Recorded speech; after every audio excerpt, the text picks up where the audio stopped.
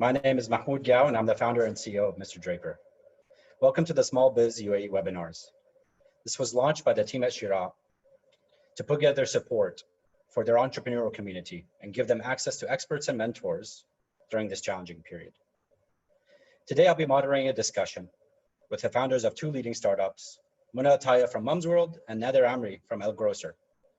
They've both been operating in industries that saw a surge of demand during the COVID crisis. And to me, this is extremely exciting and personal because both myself and my family have been frequent users of both services, and I can testify to how well they've done to adjust to this influx of orders. Both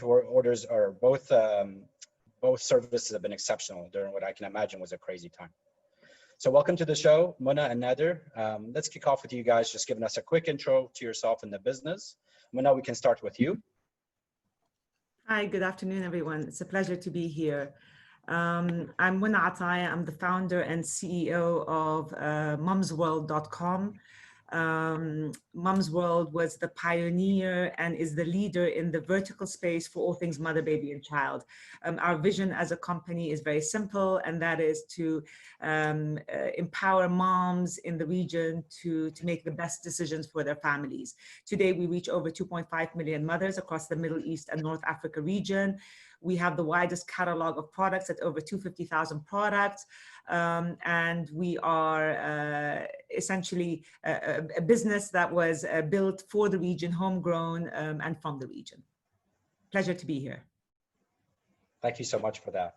Nader? Nader, you need to unmute yourself. I was on mute, yes. Good afternoon, everyone. My name is Nader Amiri. I'm the founder and CEO of Grocer. It's a grocery marketplace platform. I'm an FMCG guy through and through in my career working for companies like Kraft Foods, Unilever, Coca-Cola, and with a passion for startup and tech, started Grocer a few years ago in the UAE, where we're the widest reaching grocery delivery platform, across all of the UAE, delivering your groceries, within 2 hours. Fantastic. Thank you both for that. So let's kick off with some questions. Let's think about the early days of COVID. What were some metrics or indications that you were looking at that signaled to you that things were about to change almost overnight? Did you see an order in spikes and think to yourself that this is potentially something that's temporary? Or did you know that this was going to last a few months and were preparing accordingly? Mona, you can start again. Sure. Prior to COVID, e-commerce represented roughly 4% of retail. And much of it was electronics, travel, bookings, etc. So FMCG represented a small part of that 4%.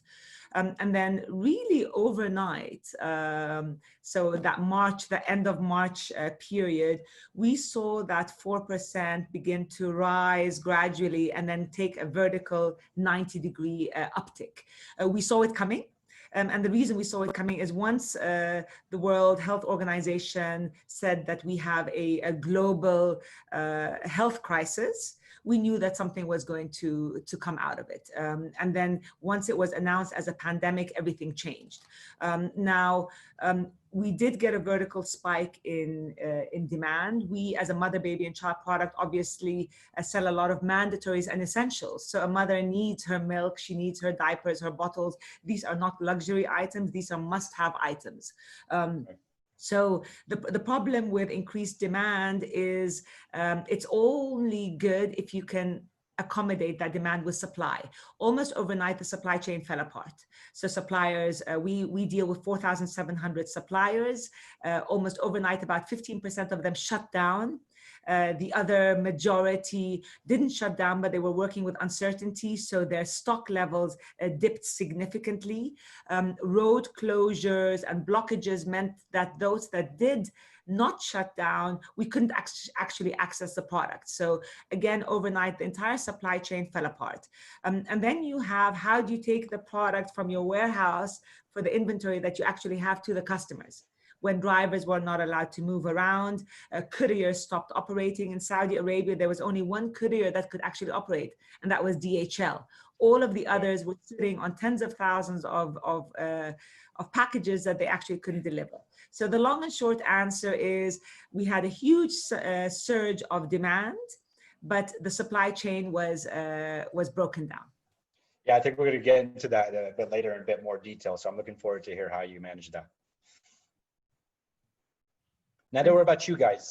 I know grocery was a really hot industry at the specific time. So how did you see it coming?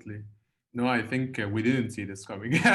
we saw end of Feb, early March, we saw a small increase.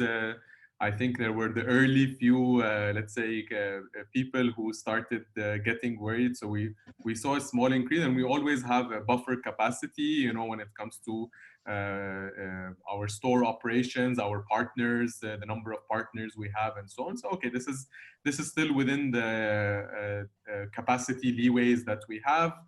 Okay, maybe we need to start planning to hire a few more people in case this starts growing a bit more. So, you know, we started that process and we had a good base of, you know, how to find the right people, bring them on board, you know, mainly into the on-ground operations. We had a few new partners that we were signing up. So we said, okay, let's accelerate that in case the demand increases to spread the demand, you know, across more of our retail partners.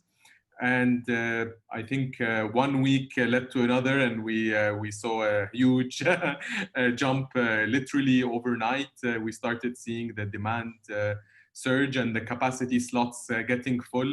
It was no longer 2 hours, it was 1 day, 2 days, 3 days. Right. Yeah. And we started, once that started happening, we said, okay, we need to kind of increase more dramatically the number of people. So we looked for, you know, more partners on the logistics side to scale that up.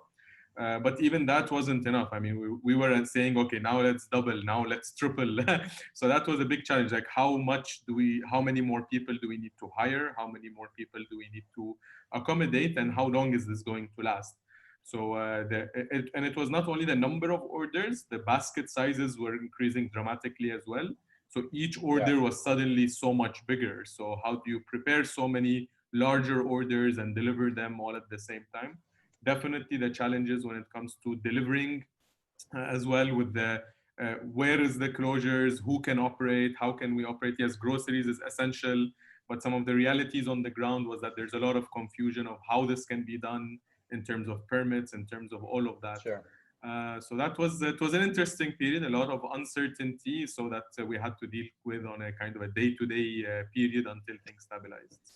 So I can imagine when you're doing all this hiring is you have to think about what's going to happen 2 months down the road, 3 months down the road, right? So you're hiring all these people. Is demand going to stick? And what are we going to do with all these people? Is it going to be the same? So maybe we'll address that a bit later.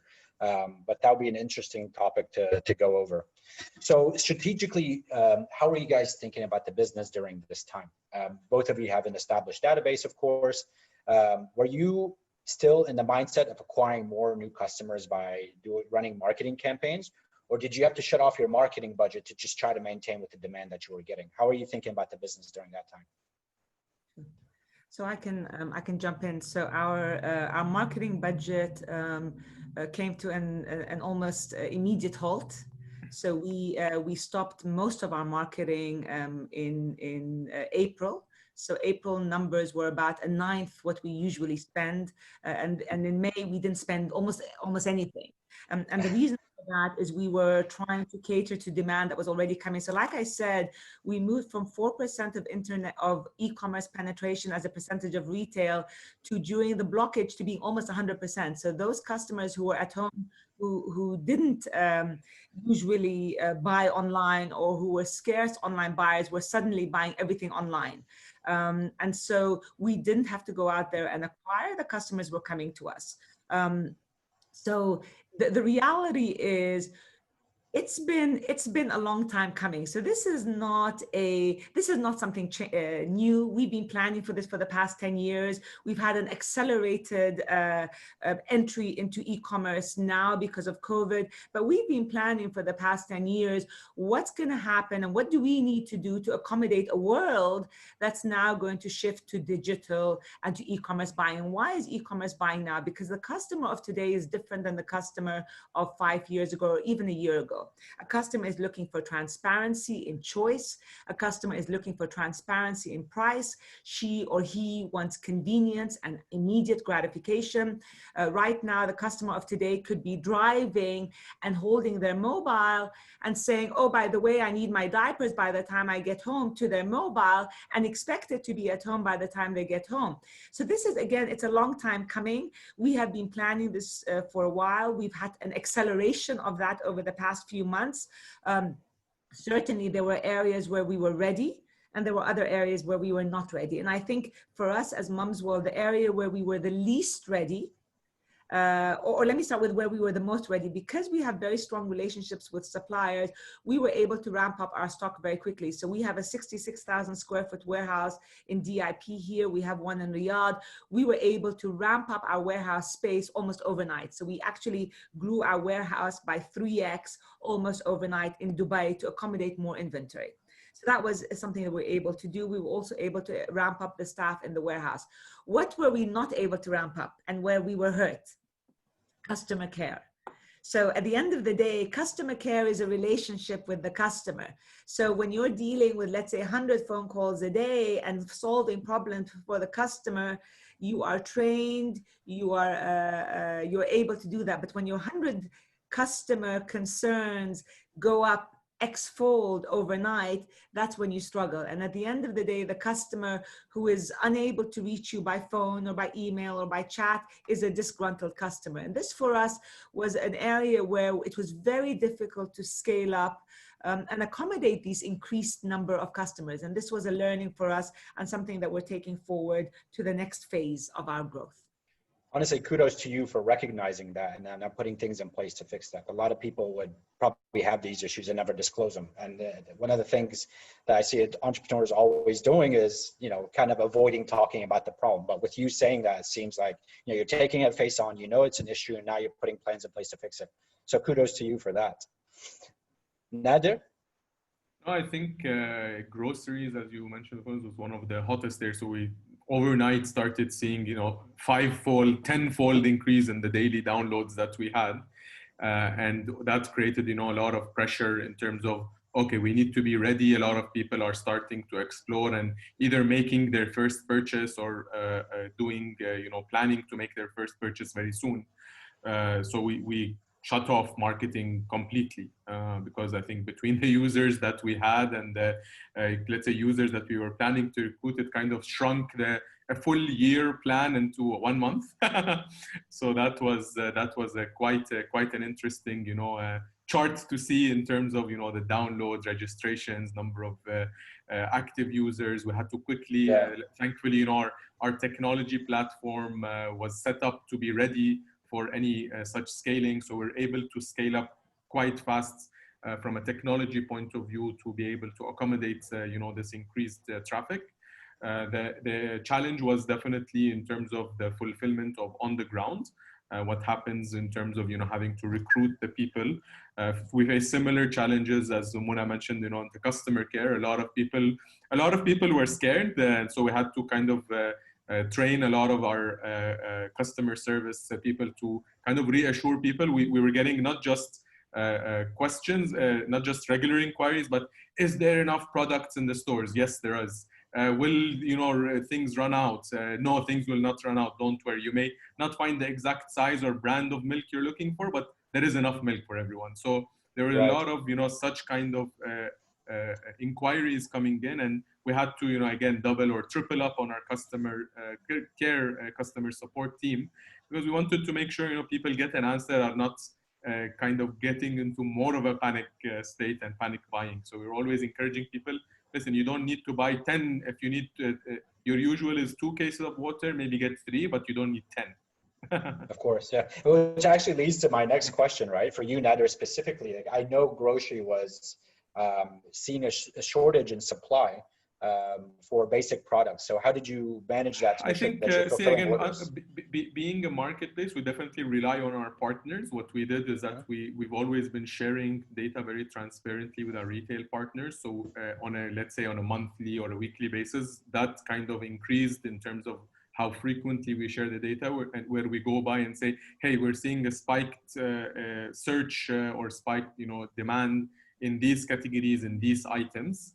So please make sure you stock up more on those. I think the challenge was not as much in terms of things running out. It was more in terms of how fast the supply chain can cope. Because in a typical environment, groceries is a kind of a daily kind of replenishment cycle, especially when we're talking about fresh. Even when we're talking about packaged, it's every few days. It's not like a weekly or a monthly kind of inventory management. So the stores had a big challenge in terms of what demand forecasts we should be ready for. Is it, we need to order twice the amount, 3 times the amount? Yes, there were some disruption when it comes to stocks that were coming from countries that, in terms of shipment or air freight and any of that. But all the basics, all the necessities were sufficiently available because, there's a lot of big warehouses that our partners have. We work with a lot of the co-ops who are very well stocked, have strong relationships. So it was more about guiding our partners in terms of where the demand is and making sure that the replenishment cycle is sped up so that, and people were like, just, I need, water, it doesn't matter what size or what, and that was available. So there was no major shortage. Maybe people's favorite items were running out, but there was never a shortage when it comes to, except maybe sanitizers for a while. I think everyone faced that. So we're getting a lot of inquiries of, I want to buy 10 cases of sanitizer. Like, sorry, there's not even one piece. So if you wait another week, it will be available. It wasn't something too hard. I think I can imagine that during this time as well for you, your suppliers probably saw all the value that you add to them in terms of data and helping them predict demand, right? You can anticipate what people are potentially looking for by what they're searching, and you can feed that back to them, and they can prep and increase their top line. Absolutely. And also when it comes to them managing, we work with a lot of stores that manage their own last mile logistics as well. So it was more like, guys, there is a huge increase in traffic and download. Demand is going to come. A lot of people will order once, but will order second, third time because groceries again has a very high frequency. Of course. So we were advising them that, guys, you need to staff up pretty quickly. We can help you with these with the staffing up if you need. Gotcha. Mona, this question is for you. Are there products in specific that you just couldn't have enough of? Like I know for us as a family, we've been trying to order an inflatable pool from you guys for a few months because like the mom groups are going crazy about the specific offer that you're having, but they're never in stock. Is that one of the items potentially? So the habits changed as you would imagine. So when people are home, what are they looking for? They're looking for things for their garden. Inflatable pools was the top seller. You had backyard trampolines, that was a popular one. Play equipment, sports equipment. Mothers who want to get into yoga to kind of meditate because their children were driving them crazy. Homeschooling stuff. All of the things that used to kind of level at the middle of our sales suddenly went to the top. Now the problem, again, the supply chain is a long one. So think about it. So when the inflatable pool demand goes up significantly, you want your supplier to then source that. It doesn't happen overnight. Many of the suppliers are also scared. Many of them don't have working capital that they want to invest. Many of them don't know if this is going to last longer, so they don't want to take the risk. So what we started doing, Mahmoud, is after struggling for 2 months with suppliers saying we need more of these because demand is significantly higher and them not wanting to take the inventory risk, we started going directly. So now, for example, with inflatable pools, we have huge supply coming in directly to Mums World as opposed to going the traditional channels. So when you talk about how do you cater to that strategically, you say, okay, some suppliers can cater demand, others cannot. So we have to now find different channels. So the good news is we are widening our selection. We're going with better prices. We're going with wider ranges. It's taken, again, a bit of time to kind of react because we have been dependent on suppliers to supply. But just on your point, I have been waiting for a large pool. I have 3 teenage boys. You put 3 teenage boys in a home, for 3 months, you have murder. So to get them out the door is necessary. So again, I am the ultimate customer. So yes, a huge demand. We're trying to keep up with the demand, and we will keep on ramping up. But the good news is, again, Mums World is definitely, I think, 10 steps ahead in terms of having that supply. We have 250,000 SKUs. We have huge supply already, but we need to keep on ramping to cater to that more demand. We eventually got one, by the way. I think we got one 2 weeks ago. So that was a nice weekend spent. So let's talk about logistics. Now, this is something that if you're asking any entrepreneur, what are the top challenges in the region? People will say fundraising, talent, logistics. Logistics pre-COVID was already a difficult topic to address, and still an issue here. So how did you handle your uptick in demand from a last mile delivery perspective? Did you use multiple partners? Did you decide to take your delivery in-house? What was your approach? Mona, if you'd like to start. So this is by far the most difficult challenge. So the reason e-commerce is challenging for everybody is because it requires a lot of dependency on enablers. First mile, last mile, suppliers, etc. So you are not operating in a vacuum. So as Mums World, you depend on reliable suppliers. You depend on good technology. You depend on last mile providers, etc. Now, the good news in the UAE is while we don't do 100% of our orders ourselves, we do a large majority ourselves. So we have our Yalla delivery, that is our entire fleet that delivers today from 4 to 12 hours. In the COVID period, obviously that took a beating. But insofar that you are dependent on enablers, it is a struggle. With the COVID situation, the last mile providers were struggling.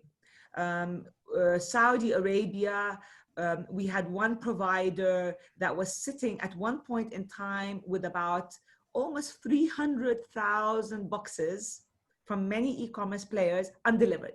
So not just us. Now, the problem there is not only are they sitting on your boxes, but they can give you no transparency on when you can actually pull them out. So what actually happened at one point is we sent our team to their multiple warehouses in Saudi to rummage through boxes to find our boxes, retrieve them, and ship them with our drivers.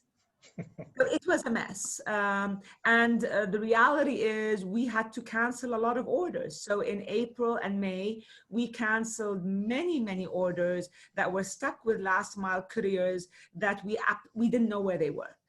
Some orders we re-delivered using our fleet or with other providers, but it was a big mess. Now, the learning from that is the following. We have mobilized more of our own fleet in Saudi Arabia, so we are more dependent on ourselves as opposed to other providers. We have mobilized more of our own fleet in the UAE, so we are dependent more on ourselves in the last. But this is capital intensive, it's cash intensive. It's an investment that you have to make, and you have to have a balance of what can you do internally and where do you have to depend on others. But yes, it's definitely a struggle. And if you look at Mums World in the UAE, for example, when we rely on our own fleet, we have 100% success rate. When we rely on others, we have a lower success rate. And the same with Saudi and other markets. What's upsetting about that is, and this is business agnostic, is that when you have, during the crisis, first-time users or first-time shoppers online, and they're having that type of experience where your logistics partners and your third mile guys can't deliver, then losing trust in the process, and it could be potentially hurting the play into e-commerce. So that's, what do you think the challenge is there? Sorry, I'm kind of getting off topic here a bit, but is it the delivery system? Is it the know-how on the ground, the training of the drivers? Where do you think the main challenge is for the last mile? Multiple. I think the whole ecosystem of last mile is not set up. So traditionally before e-commerce, last mile was equipped in delivering within an extended period of time, first of all. So an extended period of time, smaller packages and lower demand. So Sure. paper, documents, etc., a longer period of time and less logistics. Now suddenly e-commerce has entered and you have millions of orders going through the system in an ecosystem, and it's no longer paper documents. You have bulk 5 kilos, 15 kilos, 100-kilo packages going out. And so the logistics providers simply don't have the sophistication and the processes and systems to accommodate that. So it's an ecosystem that is actually today not ready. And by the way, we are now 2020. We launched Mums World in 2011. I remember the first conversation we had with a courier in 2011, where we said we need to deliver our 5-kilo packages in 2 to 3 days. The courier laughed at us. And they said, no way. Not only did they laugh at us, but the price that they quoted was exorbitant. So it's expensive. It is complex. And it takes a lot of time. So we've had to completely shift the playing field. And if you look at the leading players now in the ecosystem of e-commerce, they're the ones who are kind of driving the ecosystem change. And there's still a lot of improvement that has to happen. Agreed 100%. Nader, for you guys, yeah. How did you go about the last mile delivery? Can you also have a different layer of difficulty where things are fresh? So they need to come on time. Absolutely. So we have, I mean, when we're talking about the last mile, there's actually 2 stages in the process here. One is the picking part, because as you mentioned, a lot of the things are fresh. Picking the orders directly from the store, packing them, preparing them, and then handing them over for delivery, which is typically done, within an hour or 2. Even if it's a scheduled order for the future, the picking and delivery always happens in that last stretch, right? And the challenge here was two parts. One was from a logistics, from a pure delivery point of view. Last year, we were working with 2 logistics partners. We had identified as a part of 2020 plan that we need to add more partners so we can scale faster as we want to build demand. Luckily, we onboarded the new partners within February. So right at the right time, we had luckily enough partners to manage that capacity in terms of adding more people. Now, the challenge was finding the right people, training them, deploying them, right? So in the beginning, in the first 1 or 2 weeks, I'll admit it was about finding as many bodies as possible and throwing them out there and go get it done. And but it was about quickly of, okay, now we've threw in the bodies. It's a simple delivery, but how do we make sure they're even better trained to do it in the right way? So it went from get the items to get the items in the right way. So that took a bit of a hit until we could adjust that. And similarly on the picking part, I think the challenge was how do we find enough people, the right people to pick orders accurately in the right conditions, especially the fresh items. So there was a period where it was about getting people, and then there was an adjustment period in terms of in parallel trying to train and bring them up to speed in terms of managing efficiency from a business point of view, which is critical, and of course the quality from a customer point of view, which is very important. Luckily for us as well, luckily for us and Mona and people, that hospitality industry and other industries were hit. So there was a good enough pool of people when it comes to finding enough people and finding the talent. So there was a huge pool of people to tap into.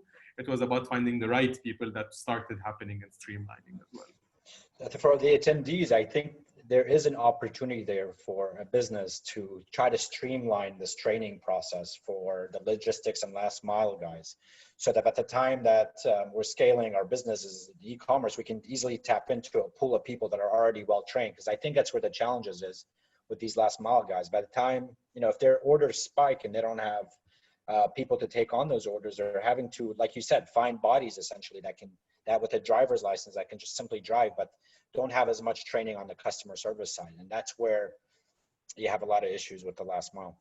But it's more, it's also the cost of the whole ecosystem. So just to give you the cross-border, so during the pandemic, all of the couriers we were working with, and we're shipping tens of thousands of units daily cross-border, all of the couriers with the exception of only one, could operate.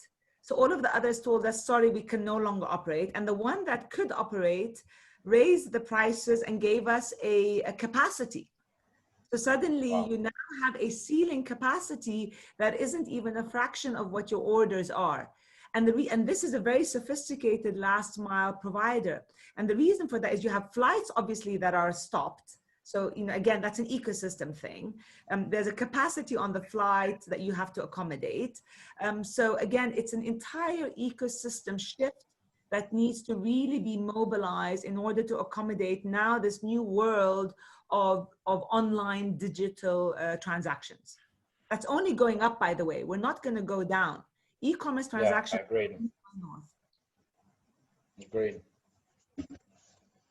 Interestingly, so Mahmoud, in our case, we even went into using Dubai Taxi for a while because they were offering this delivery service. So we were a bit skeptical. We tested one or two guys to make sure, and we were positively surprised, in terms of because they're all, the good thing about the Dubai Taxi, they're always trained in terms of customer service and customer handling. We were worried about how they would manage picking and collecting and taking stuff.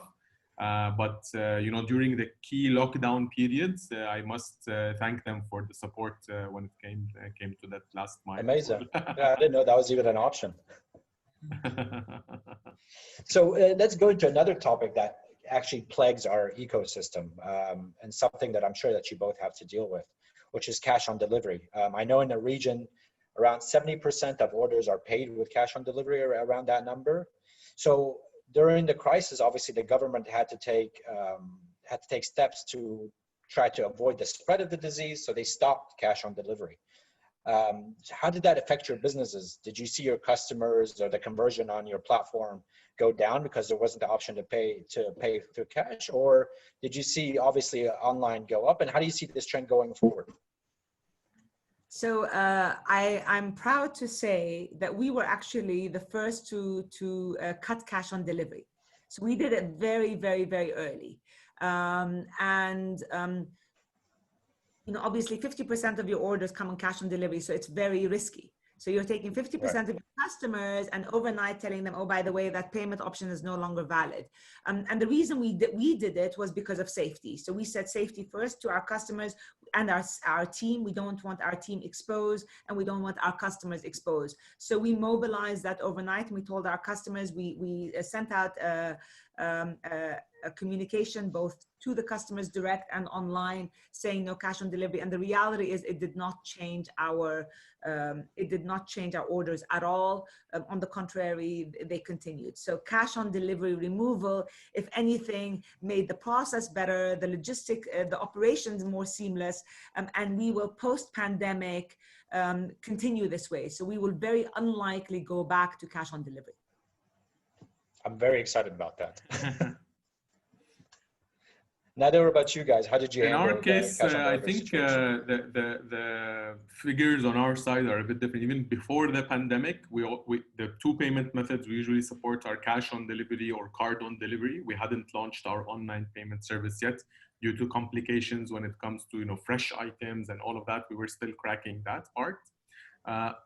Luckily, so even before the pandemic, around 65-70% was card on delivery. So at least, you can tap, you don't need to use the cash part. During the pandemic, that became more like 85-90% card on delivery.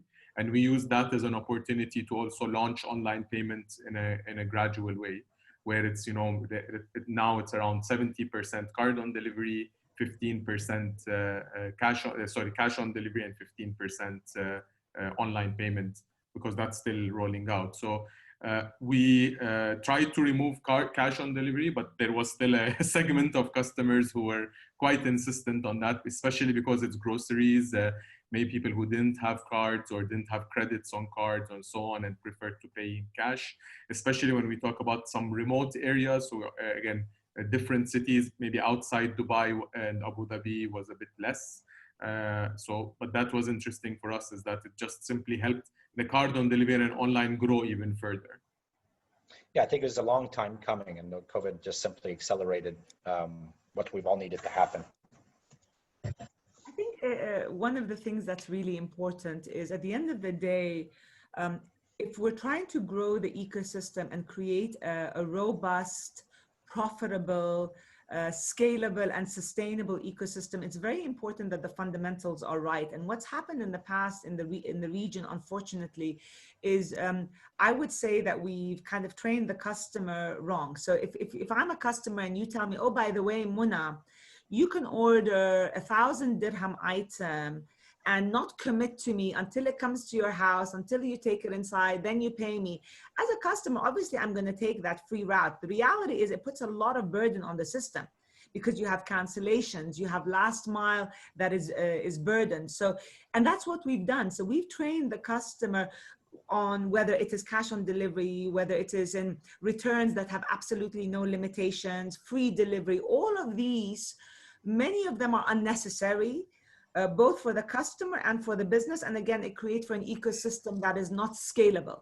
And the good news is with the pandemic, we have been forced to go back to the basics of how you build a business that's good for the customer and good for the business. So easy returns are important, but returns that are that are irrational should not be allowed. Not committing to your order, placing a 5,000 dirham order and then deciding last moment that you don't want it is also not good for the ecosystem. Refunds also that are irrational need to be controlled. So all of these need to be managed by the ecosystem to allow for win-win. I 100% agree. And when you compare the region to the US, the US is a prime example because you have 360 million all under one language, which is not something that we can really control. But all under one language, all under one currency, all with the same address system.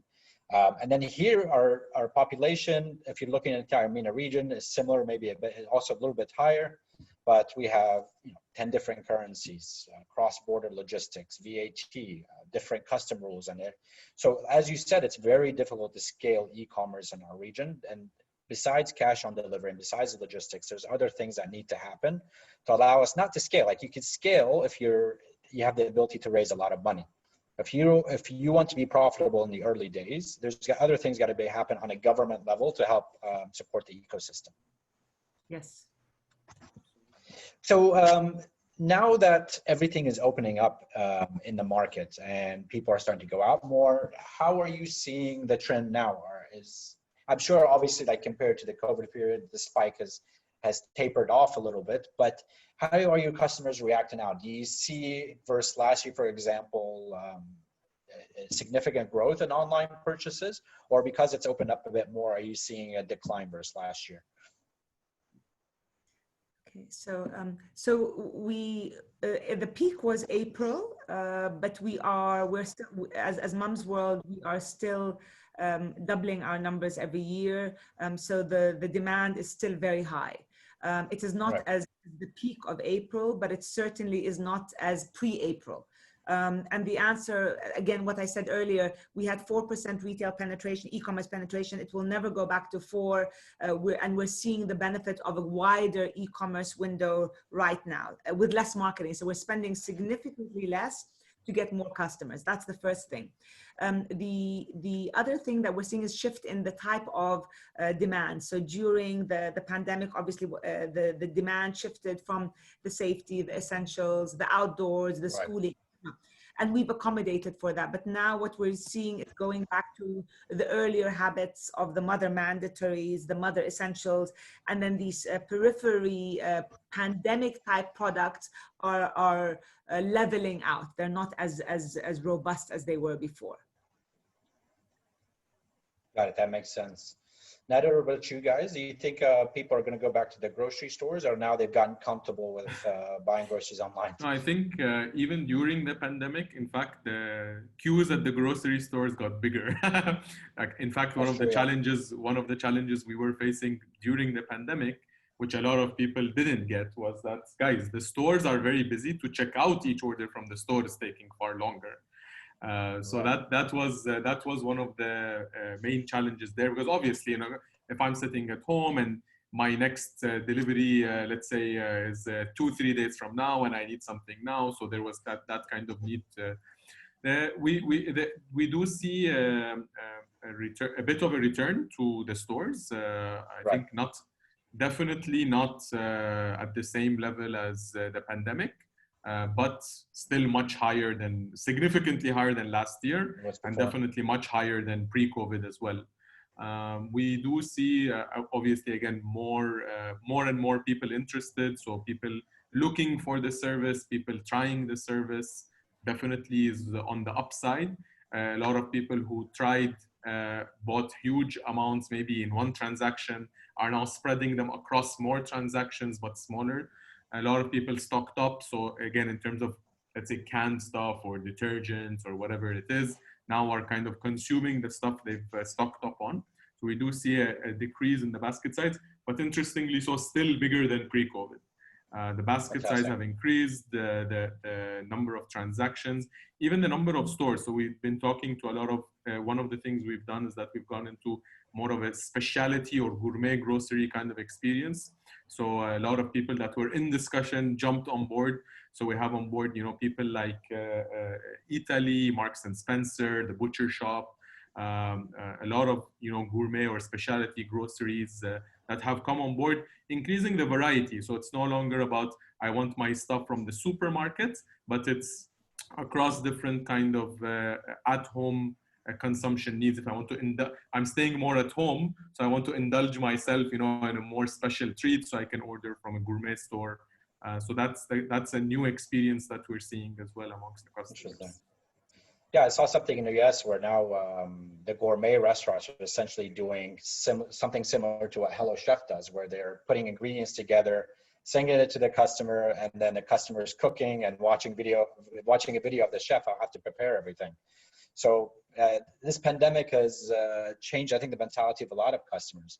I mean, from you guys' opinion, because now we're getting a lot of questions, now we're getting a lot of new people buying online. Pre-COVID, what do you think the barriers were to them purchasing online? Was it the cash on delivery? Was it trust? Was it the ability to touch and feel products? Where do you think the barriers were to that first purchase? Well, now you can start. Sure. So as with everything, as with everything new, customers resort to habit and what they're familiar with. So in this part of the world, the familiarity with e-commerce was kind of divided. You had your expats who lived potentially in the US or in Europe, who had already been exposed and experienced e-commerce, who came to the region, and these were kind of the seasoned e-commerce buyers. So that's one school of thought. And then you had another school of thought, which is, the younger moms who were very high users of the digital world anyway. So we have the largest social consumption in the world. If you look at the YouTube downloads, 285 million YouTube downloads in Saudi per minute alone. So we have very, very heavy consumption of social media, and this is among the younger audience. So these were naturally inclined to the digital platform. So again, you have segmentations of customers. Those customers who hadn't tried it, it was a barrier to that first acquisition. And what COVID did is it kind of pushed them over the edge. And again, so habit is one of the barriers. Another barrier is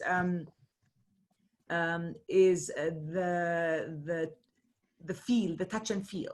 So for our particular segment of mother, baby, and child, a mother who's buying a stroller, for example, for her first baby, she's risk averse. She wants to get the absolute best for her child. She's never bought online. She wants to actually feel the stroller. So that's kind of a barrier to entry. But all of these now have kind of gone away. Credit card is not a barrier, in my opinion. Again, credit card did exist, particularly across the region. In Saudi Arabia, you had this notion of safety of credit cards. Also, that has in the last couple of years kind of been diluted.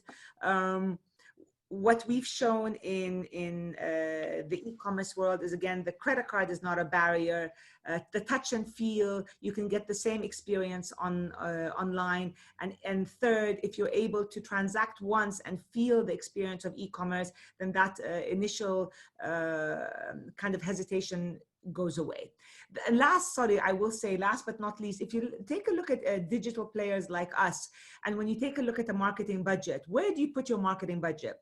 Do you put it to acquire users who are familiar with e-commerce, or do you put it to acquire users who have never tried e-commerce? It's cheaper to put your marketing dollar to users who know e-commerce. So also from us, we are to blame in saying that we have focused on those users who already are e-commerce seasoned buyers. It's cheaper, it's easier, and the barriers to conversion is faster. So again, the onus is on us to widen that net of acquisition, which is what we are doing now. Interesting. And do you think that as you're doing that, there's a different approach to your marketing strategy of how you acquire and communicate to the people that haven't bought online? 100%. You talk to a customer who's never used e-commerce different than one who has. You talk to a first-time mother different than a second-time mother. So we have now more than ever segmented our communication to talk to different psychographics in a more effective way. We didn't do that before. Before we were, again, it's a one size fits all, because we could. There was a big enough market for the one size fits all. Now Exactly. Yeah, like at that point in time, the unit economics made sense. As you know, more competitors come in, and as your customer has already grown, there's not as many people to target, then the economics start to shift. Nader, what about you guys? I think grocery is very much so. I mean, I echo what Mona mentioned. It's like very autopilot. So it's like, you know, I got to go to my usual store, do my usual weekly grocery run. So it was kind of, I think that kind of got people to break that habit and try something new. It's always been something on people's mind that I will try or I want to try. And I think this made people try, which is fantastic to get that first experience. Because even from our previous data over the last couple of years, we've seen that, you know, when someone tries, breaks that skepticism, and actually does 2 to 3 transactions in the month, actually switches over. So we've seen that kind of benchmark or tip that get them to try at least 3 times. Try the first time, get them into the habit of doing it for 3 times in, you know, within a 4 to 6 week period, and kind of breaks that habit and gets them to become at least a weekly or once every 10-day kind of customer. So that's something that we started, you know, seeing more of. The other challenge was always, you know, for groceries, when it comes to, again, fresh items are one of the largest contributors. Usually, you know, fruits and vegetables, meat, chicken, and seafood, deli items are, you know, the top 2 or 3 categories. So there was always a skepticism about, will I get the right quality? And we work with trusted names, trusted partners, and they, you know, where it's coming from. We emphasized on the part of, you know, we have a trained picking and delivery team. So that also made people say, hey, you know what, I'm getting it from a store I know and trust, from brands I know and trust, through El Grocer, with a kind of picking and delivery service that I can count on, with a customer support service that is, you know, there for you in case there's anything you want to replace or do anything that you want there. So I think that encourage people to build that trust and start building the habits. It's great that you've identified basically that the stickiness metric, which is you get to 3 orders and then they're likely to stay for a while. Is there anything you automated in terms of workflow or strategy put in place to make sure they were coming back those 2 or 3 times? That's something we're doing. That's something we're automating in terms of, you know, the messaging, in terms of how to get people to convert them to do that first trial, and then to convert them from moving from one stage to another. Because again, there's several parameters when it comes to fresh items, when it comes to, you know, is it because of the delivery fee, is it because of the promotions? There are several drivers that we use to get people to switch over. Gotcha. Okay, so let's take a step back a bit and think about people that are either in industries that were affected by COVID and are fairly new startups, or they have maybe just launched or been in the market for a few months. Let's say that you know, they've been affected by the crisis and you are in that same position. What steps would you take, do you think, to identify what pivots your business should go into to try to combat the crisis? Nader? It's a tough No, one. Yeah, I know. yeah, no, I think, see, I think there's gonna be now maybe a bit of a more balanced approach. So looking at digital, but also how does the physical world change as well? So I think that's a very important aspect to look at. You know, when you're looking at it, it's like, yes, digital is now on a new growth trajectory and a new adoption phase. But let's not forget that there's a whole big chunk in the physical space. But that's no longer how it was. So how can digital help the physical in a better way? How can you make the physical experience smoother, better? At least when it comes to our industry, we know that is something that will always be there, and we're looking.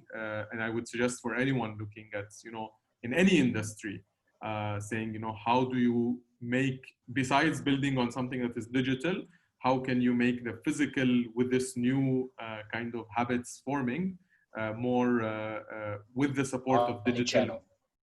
Yeah, I think omnichannel is like how can digital help physical as opposed to there being a disconnect of digital versus physical. Of course, yeah, that makes sense. And I know like this question is specific to industry. So let's say the one for you in your case that you've recently launched a direct-to-consumer, not necessarily direct-to-consumer, but a B2C type of play right now, selling fashion, for example. What step would you take to make that pivot into something that's more adaptable to COVID or any type of pandemic? So look, with a business, the only mandatory that doesn't change in your business, or hopefully doesn't change, at least for us, is your vision. You know, what is it that you're trying to achieve? So, you know, 9 years ago, we wrote a business plan that said that Mums World is out there to empower moms to be the best version of themselves. We want to empower moms to have the widest choice, the best prices, the easiest access, the community that they can tap into to solve their problems and help them be the best parent that they can be. That's our vision. So how do you do that? The way you do that is constantly being iterated. It's being iterated because you learn something new about the customer, the ecosystem changes, the competition changes, you change as a business leader. So you're constantly iterating to get to that ultimate vision. So during the pandemic, and I think, you know, yes, the pandemic comes with a host of challenges, but it also comes with, this is a pivotal moment for the world of opportunity.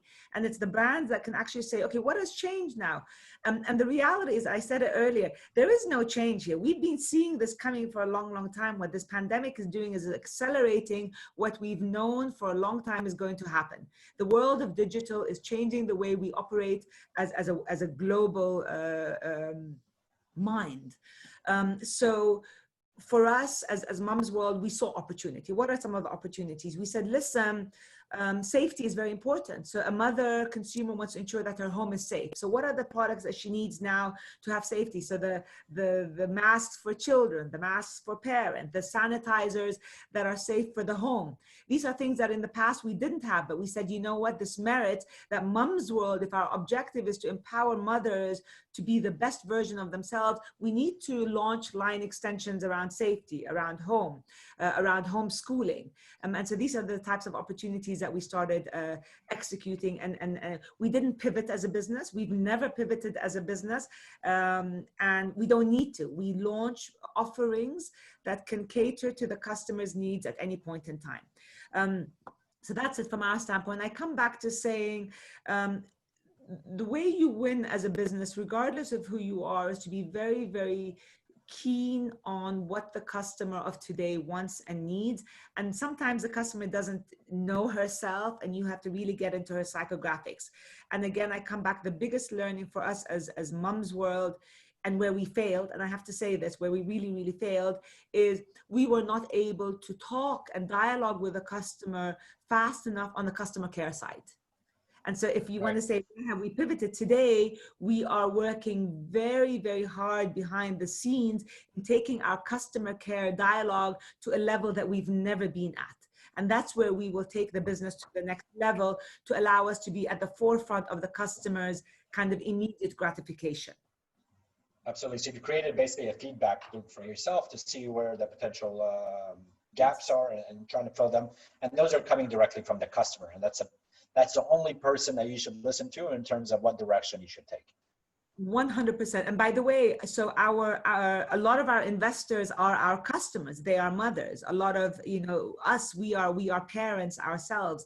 I would say 95% of Mums World staff are parents. So we are the biggest litmus test of success and failure. And we are very keen on what the customer is driving, what she needs. And that's, I think, the starting point always. Fantastic. Nader, do you have anything to add to that, or should we get to the questions from the attendees? Get to the questions? Sure. Let's kick off. Let's see here. I think this is a great question right here. In comparison to your early days as a startup, what are the challenges of onboarding suppliers or partners? And within COVID, also, what did you expect after COVID in terms of B2B collaborations? Okay, so the first question really is, how was onboarding your suppliers in the early days versus now? And how do you expect the relationship with your suppliers to change post-COVID? I think from our point of view, I think that definitely helped accelerate onboarding a lot of new stores. We doubled the number of stores within 2 months that we had over. I mean, we signed up so many stores over the last 2 years, and then in 2 months it doubled, which was fantastic experience. So we had to grow our team when it comes to business development and onboarding and managing all of that. I think everyone started seeing that this is a space they need to be in. There is an opportunity here. It may start small, but if they're not in it, they're going to miss out. I think that was definitely made the discussions go much faster and easier and smoother. I think when it comes to post-COVID or after COVID, I think it's really about then showing the real value that we provide, as opposed to just this is a channel to get sales. It is a channel to get customer understanding and feedback. It is a channel to build a brand reputation and name. It is a channel to kind of build an engagement with the customer, because you can't do that in a physical. It's much more challenging. So here you can maintain a communication flow, the data and the shopper insights, what are people looking for. So it's really working with partners and suppliers to enhance the experience, as opposed to seeing it as just a pure sales channel. Yes, sales will be the end result of everything else that we do together. Great, thank you. Mona, what's your take on this? On what will happen post-COVID, or if the trend will continue? So the first question was, how was your relationship with your suppliers in the early days when you first launched versus now? And what do you anticipate your relationship with your suppliers will be like post-COVID? So look, our suppliers we treat our suppliers and partners like our customers, because at the end of the day, if we want to serve the customer, we have to have great relationships with suppliers. If you don't have great relationship with suppliers, you cannot serve the customers. So it's very, very critical. When today, like I said, Mums World has 4,700 suppliers across 250,000 brands. So we have a very wide portfolio of local, regional, and international suppliers, very, very diverse group. Most of them we've been working with now for 8-9 years. So we have excellent relationships. We have also exclusive relationships with over 25,000 SKUs. Out of this 4,700, we have around 600 to 700 that are exclusive to Mums World. And we treat them the way we treat our customers.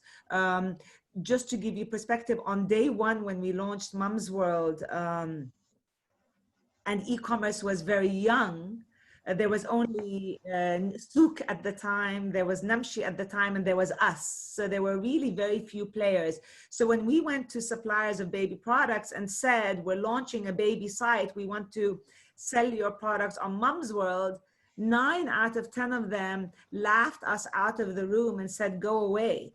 No one's going to buy baby products online. You people are crazy. And that was on early days. And so the only way we were able to get these products, and by the way, we launched Mums World in October 2011 with 15,000 SKUs, 15. That's a lot of SKUs. Wow, that is a lot, yeah. And the only way we did that is by convincing the suppliers to kind of rely on us, depend on us, to say, listen, this is our vision. You guys are going to come on the ride with us from day one. and trust us on this. And because we've been working in the region for a while, many of these suppliers took the leap of faith with us. And by the way, all the suppliers who were with us on day one are still with us today. And once you get, the 15,000, then you begin to build. So the long and short answer is the early days are the more difficult ones, but you need to use your persuasion and negotiation skills to lock them in, and your reputation. And then as you show momentum and as you show a business that's growing, obviously suppliers will come to you. Just to give you perspective, we onboard 3,000 new SKUs on Mums World every single month, 3,000 new ones every single month. And this is just because of our capacity. So a mother who comes on Mums World today will see, a new range than she saw a month ago, than a month before. So suppliers are now coming to us. And because we have a 9-year track record behind us. So it becomes easier. Yeah, of course. Yeah. In the early days, you're the one begging, and then they're begging you to be on the platform. Let's see what other questions we've got here. I have a funny one here. They're asking, what is the funniest order that you've had, or most interesting order that you've had during the crisis?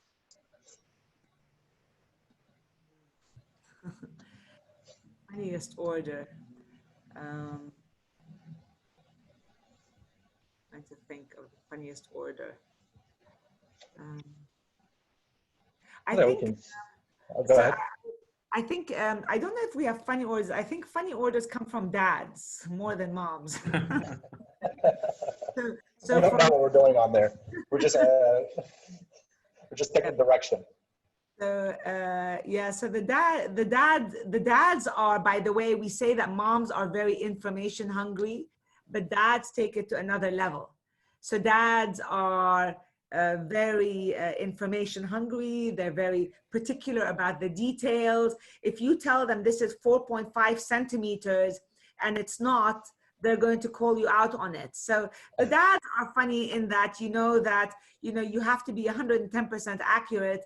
Otherwise they're gonna, get you in trouble. We're gonna get in trouble, right? That's why we have to be so accurate, because if we're told to buy something and we don't do it right, we're gonna get yelled at. There's some psychometrics for you on the dad side.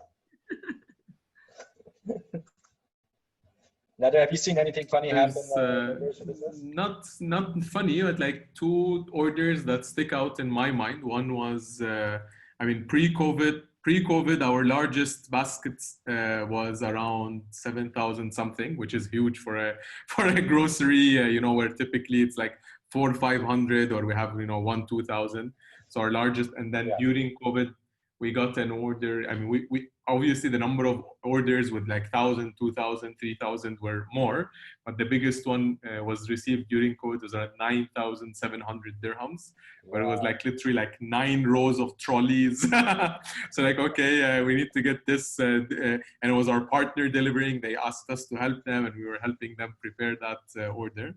And another one was actually a friend that reached out from the US. So his daughter lived in Dubai, and he's like, I need to get a grocery order for my daughter, and the next delivery is like 3 days, but I know she needs the stuff tomorrow. Can you help with that? So did a kind of a support for a friend there.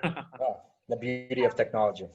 I'm going to actually just add a quick one here, a funny story. So as you all know, children are now schooling from home. So one of the things that we're seeing a lot of is that, especially with the younger children, so you're talking the 5 to 10-year-olds, or even the 5 to 12-year-old, these children are sitting on their laptops in school, in homeschool, and many of them are actually not really in homeschool. They're logged in, but they're playing computer games. So what we found that mothers are actually buying monitors, connecting the children's laptops to the monitors so that the mother sitting across the table can actually see her child if he or she is actually playing computer games. So that's actually a funny one. Wow, kids are creative these days. Yeah. Fantastic. Well, I think that is about all the time that we have today. I want to thank you both. That was such a great conversation. Thank you for making the time to join the webinar. Thank you to all our attendees. We are going to share a survey in the chat function. So if you guys could please fill that out and let us know how everything went and how we can get better. Thank you again, for both of you, for your time. Best of luck with your businesses. And we're all extremely proud of you and can't wait to see what you guys do next. Thank you so much.